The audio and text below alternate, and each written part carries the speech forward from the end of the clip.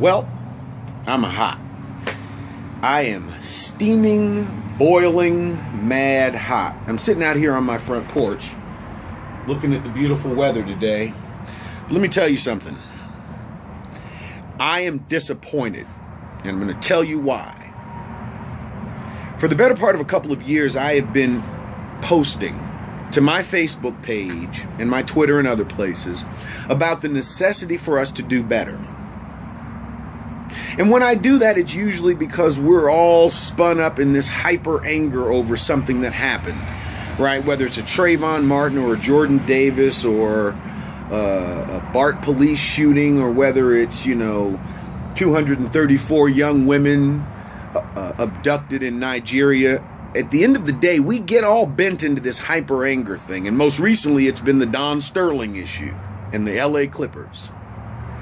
So we got all spun up into this hyper anger, and what came of it?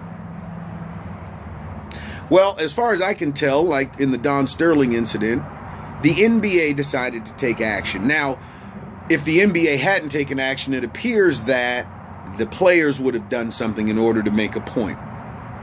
And I'm excited by that. But I have to tell you, it's unfortunate we've got to get here in order for folks to actually start to take some action. Right? I applaud what the players were going to do at the Clippers and Warriors game. I'm saddened by the fact that this is the first time it seems we've had some kind of a collective effort on the part of a group of people to do something, to bring about some change. And here's the interesting thing. That was about to occur amidst a group of people who all make more money than most of the people watching this video in a day. So we all rallied around these millionaires in order to help them to fight racism. But you see, this happens on the streets every single day in every single town and community in this country and around this world. Yet we get caught up in the hyper anger distraction of stupid. And I'm just done. I'm tired. I've been talking about how I emceed an event a few weeks ago here in Sacramento, California for the Lynx Botillion. And during that event, I expressed to the adults, usually I give a message to the youth, but this time I wanted to say something to the adults because I had been reflecting over the weeks leading up to the event on how my timeline on Facebook was just so filled with stupid. So I said to them this. In our history, we have never had such a powerful tool to be able to join together and network and accomplish something. We've never had that. When my father was organizing meetings back in the early 60s, they had to actually go to the location, take a check with them in order to secure the location, then organize the event and go through all of that process. Today, we don't have to do that. We simply have to post to our Facebook pages that there's a meeting coming up and you need to be there. Oh, wait, I'm sorry. No one has planned that meeting yet. No one's actually taken the time out to schedule one of those meetings. I've tried. And the response has been very pitiful, to say the least. So I'm sad and I'm angry and I'm upset. And that's why I'm making this video today. And this is one in a series. I'm probably going to make a few more before the day's out because I am done with this hyper anger silliness. It is not okay for you to get mad just because Don Sterling got caught on tape saying something that you don't like. I don't like it either. I quite frankly am happy that he's going to lose his team. But be clear. He is but one of a number of crises occurring in this country right now. And we ain't worried about none of it. We're just worried about what we see in the news or what crosses our timeline that catches our attention. And that is why we're still here. That's why we will see no progress, because we don't have the balls to actually take action in a collective, collaborative way. We can do a whole bunch of individual stuff. Folks will post to their timelines, about something that catches their eye, much like the Nigerian girls that were abducted 2 weeks ago, 234 of them, by Boko Haram. Now, this is an organization that believes in rape, that believes in oppression. And they've kidnapped 234 15 to 18-year-old girls, and no one can find them. Admittedly, it's a third world country, so they don't have the GPS and all of that kind of stuff that would seemingly ease up this process. But then again, let's look at MH370. Malaysian Airlines, they can't find that either.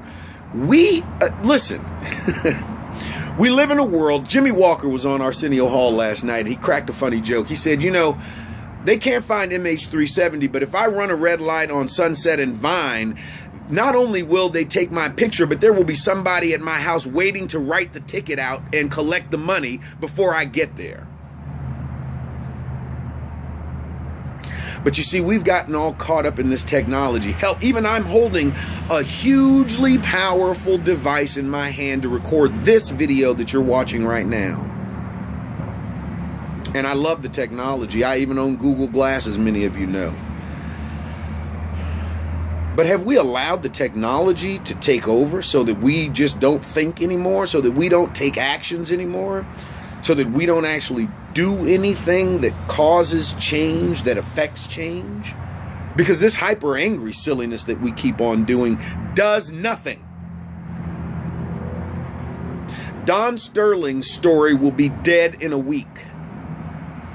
I hope not, but based on previous history, we will forget and we will move on to the next thing. Jordan Davis's killer basically got off for the murder of Jordan Davis. We weren't in the streets. We were in the streets for the Trayvon situation, but that died pretty quickly. What's next? I mean, what is it going to take? See, this is my question. And this is what I want. If you're going to reply in comments, rather than calling me an idiot, nigga, or whatever else, how about you tell me this? Black folks, white folks, Latinos, Asians, whoever, chime in on this one. What is it going to take in order for us to actually do something to change this horrible situation that is where we are right now? I know. A lot of you are going to come in with the whole, oh, but things are so much better and blah, blah, blah. We've got a black president now. Come on. Wake up. Politicians are in the pockets of the corporations. We are in the pockets of the corporations. We don't do anything to change that, and the corporations still make money off of us every single day. YouTube's about to make some money on this video I'm going to post. But what will we do? What will be the linchpin that will cause us to take action? Is there anything? Or will we just keep on waiting? And when I say we, I'm not just talking about people that look like me. I'm talking about everyone who has a vested interest in what is happening, what is going wrong in this society. Look, let me say it this way, and I've said this before. If you're white and this racism bothers you, don't talk to me about using the N-word. Here's what I want you to do. I want you to focus on those friends of yours who you know are excessive racists. And I want you to spend your time trying to talk to and bring them to a place of understanding, right? If you're Latino and you're upset about the Don Sterling situation in the comments because you recognize it's just a slippery slope before they start attacking you, I need you talking to your people and explaining to them that they are just a short stone's throw away from the same thing they're watching black folks go through. Black folks, listen, you need to get your ass together. This hyper anger thing in the moment is not acceptable. The idea that you take action only when something egregious occurs that we see on Facebook is not acceptable. You've got to do better. We have to do better. So, I'm going to sign off on this first video of the day. It's a rant. Either you watch it or you don't. But please believe me, if we don't do something, if more people don't take action, we are destined to remain. And I say we as a general statement, we as a people, a world, are destined for no change. Take that, put that in the bank. I'll be back with another video.